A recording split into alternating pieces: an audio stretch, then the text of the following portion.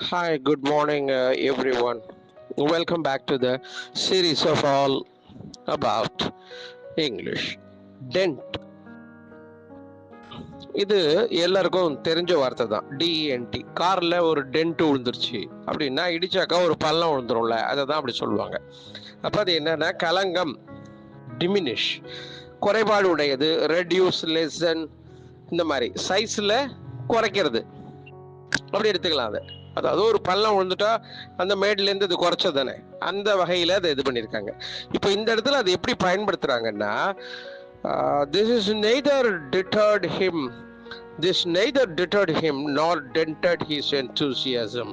டிட்டர்டுனா தடுக்கிறது, அவனுடைய ஆர்வத்தை. என்தூசியாசம்னா ஆர்வம். அவனுடைய ஆர்வத்தை எந்த வகையிலையும் அவர்கள் குறைக்கவும் இல்லை, தடுக்கவும் இல்லை. இதுதான் இது. அப்போ டென்டட் அப்படின்னா குறைக்கிறது அப்படிங்கிற சென்ஸ்ல இங்க பயன்படுத்தியிருக்காங்க.